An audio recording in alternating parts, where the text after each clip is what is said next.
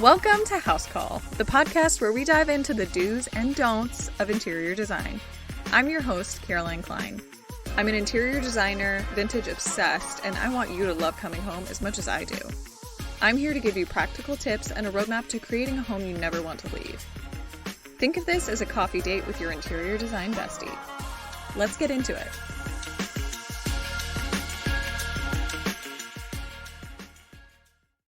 Hello, my friends. Welcome back to the podcast. Today, we are going to be talking about a seldom discussed topic in the interior design industry, which is tract homes. I say seldom talked about because a lot of the interior design industry really revolves around new construction or large-scale renovation or just furnishings.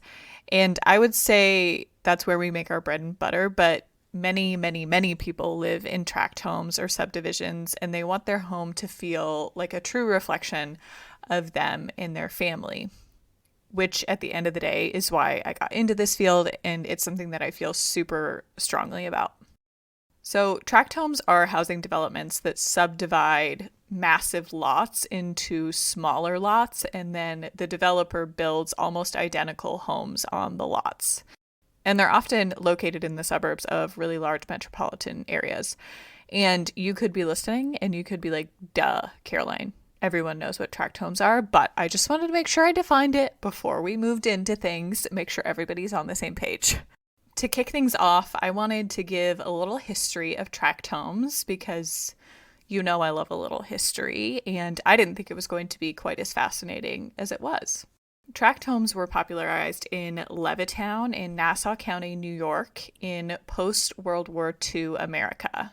So that's after 1945, for those of you who don't know when World War II ended. Levittown was planned and constructed from 1947 to 1951 by the firm Levitt and Sons, and that was founded by a man named Abraham Levitt.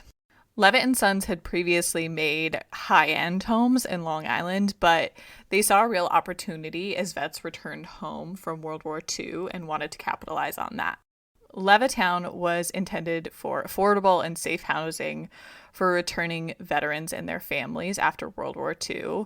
And it really emphasized this kind of return to conformity, uniformity, this return to gender roles with women going back to the home after working during World War II.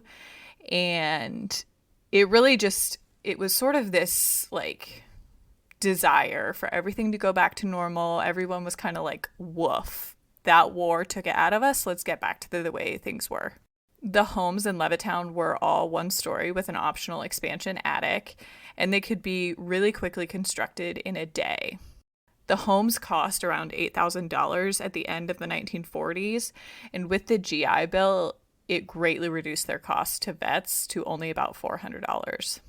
So Levittown is still in existence today. The median price of a original Levitt home in today's market is about $400,000. And a lot of those original Levittown homes still stand, which is super interesting, along with a lot of the community amenities like their swimming pools. I also thought it was really interesting. Levitt and Sons built 3 other Levittowns, one in New Jersey, one in Pennsylvania, and one in Puerto Rico. And an important part of the Levittown history that I wanted to point out is people of color were legally unable to purchase these homes until 1948, so 3 years after World War II ended, and that included Black veterans. And the developments remained highly segregated until Brown v. Board of Education in 1954. And since the construction of Levittown in post-World War II America, tract homes have continued to be a mainstay as a more affordable housing option in the U.S. Okay, now on to more practical tips, which is what you came here for. The entire point of a tract home is that it's not custom. It's meant to be economical and kind of one size fits all. And that's great for people that are making a more value-driven home buying decision, but it can also leave the home buyer feeling like the home is a little bit boring or common. So in order to fix that, we want to introduce custom elements spread throughout your home that really infuse your personality and your style throughout it. And I think the best way to do that is being sure that you are layering. And that's something that we'll kind of talk about throughout the entire podcast. And I mean layering in terms of furniture, but also that kind of finishing layer of like accessories and art and books, those little things that really make your house feel like a home. You want to be sure that you're investing in good quality furniture and art.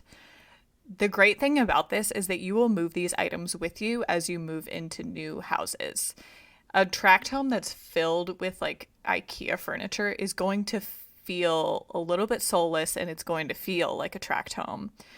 But a home that's filled with lots of texture and color and personality layered in, then you're going to step into that home and you're going to kind of forget that you're in a subdivision. My recommendations for good quality furniture, I always recommend start with a good quality sofa. I love a down or a down alternative sofa in a classic shape. I have a square arm sofa in a neutral color, which I love, but then I layer in color and texture in other areas like other furniture, rugs, pillows, accessories. A little side note is I don't really recommend making everything neutral, especially in a tract home. It's gonna kind of make your house feel devoid of personality. So invest in a good quality sofa and also invest in rugs that you absolutely love. I like to have a mixture of different patterns, textures, and materials all in one space. Jute rugs are a great like classic and economical option, and then I would mix that in with higher quality wool or vintage rugs. A good quality rug that you love will last you years and years. I mean, decades, really.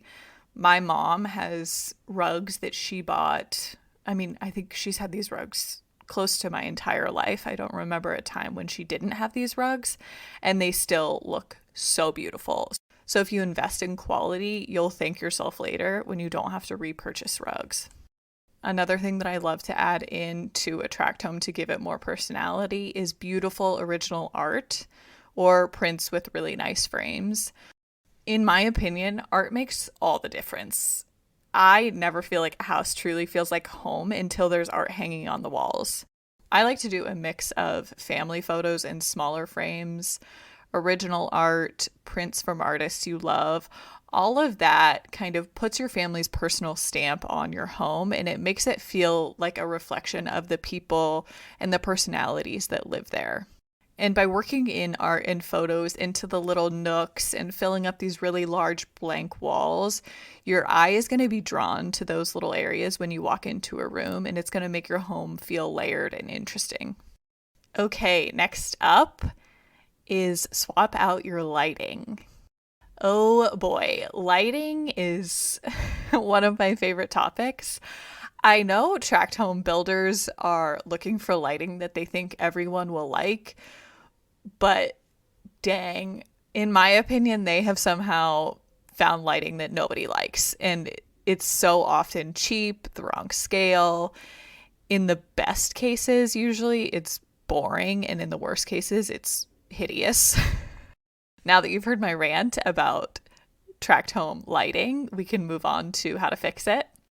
Our current home was filled with generic lights when we moved in. Even though we bought a 70-year-old brick home, it was still, the previous owner put up all of these really generic looking lights. So I'm on a mission to slowly swap them out room by room. I typically start with the main living area. So in our case, that's the dining, kitchen, and living room because those are the spaces that you spend the most amount of time. I look for a big variety of shapes, colors, and materials to layer in a room's lighting. So for instance, if you have a crystal chandelier over your dining table, for instance, maybe choose a standing lamp that has a linen shade and pendants that have brass shades, if you catch my drift. So don't do all of the same finish. You don't want it to look like it all came from the same line at Home Depot. It takes practice to learn how to work everything together, but the result is this beautiful layered space that keeps your eye moving throughout the room. Not to toot my own horn, but personally, I think I'm very good at hunting for unique and fun light fixtures. So if you need help, just reach out and I'm happy to work with you just on lighting. Along the same lines as changing out your light fixtures, change out your hardware, countertop, and tile in your kitchen and bathrooms. Tract homes of different decades have different distinctive kind of bathroom and kitchen finishes. In the last 10 years, tract homes have been really heavy on completely white, everything with brushed nickel hardware and painted gray walls. It's been something that you see in tons and tons of tract homes. And there's not technically anything wrong with that, but it seriously lacks personality. By swapping out the backsplash for a beautiful tile that exudes your personality, you can add tons of interest. I would suggest choosing something that feels a little bit more handmade and has beautiful details. Tract homes are typically lacking that kind of texture and pattern that you want to make a home feel interesting, and adding in a cool tile is going to create that kind of custom, interesting look that you want. Another easy thing to do is I would immediately change out your cabinet hardware, so your knobs and your pulls. And here the sky is really the limit. You have so many options: polished nickel, chrome, antique brass, polished brass. You could do glass, you could do jadeite. There's so many different styles. And you can choose something with a simpler silhouette or something a little bit more detailed or ornate. It just depends on you and what you love. Any way you slice it, these are the kind of small details that really add up throughout your home to make it feel like a reflection of you and your personal style, rather than a generic builder grade home. I have lots of beautiful options if you need help choosing, but those are the kind of little details that make all the difference. And if you have the budget, I would really consider swapping out the countertop material. In the early 2000s, countertops in tract homes typically had that kind of speckly granite, so that it was tan and it had gray or black speckles in it, or laminate, and that immediately reads like 2005. And nowadays people are choosing a lot more like plain white quartz, which is fine, but it's not always the most interesting option. And a quick note about changing out your countertops: it's not a cheap replacement, so if you're nervous about making the right decision, I would reach out to an interior designer. A lot of times you can just book like a consultation with an interior designer, and a few $100s for a consultation fee is a lot better than spending thousands of dollars on an expensive countertop material that you end up not even liking or that ages really quickly. This next tip is one of my favorites, and I was just talking to another designer friend about this just yesterday, but add wallpaper. This is such an easy and playful way to upgrade your home. I would be hard-pressed to ever see a tract home that has wallpaper installed from the get-go. And it can be a great way to add in your personality and color in big or small ways. You can add it behind the shelves of built-ins. You can put it in a bedroom or a dining room. My personal favorite way to incorporate it is a really bold wall covering in a powder bathroom. And it kind of makes your home feel a little bit like a treasure hunt or a jewel box. Like, where's the next little punch of personality going to be? And I think that's so fun. Along the same lines of upgrading your walls, add trim and millwork. I think I'm going to do a podcast on just trim and millwork and molding at some point, so stay tuned for that. Many tract homes have really limited or very cheap trim. A lot of them have baseboards, but many lack any sort of crown molding or trim around the windows. If you've ever walked into homes from previous eras, there's always different types of trim, and that's the kind of craftsmanship and detail that just isn't super common anymore, and it distinguishes homes from earlier times to now.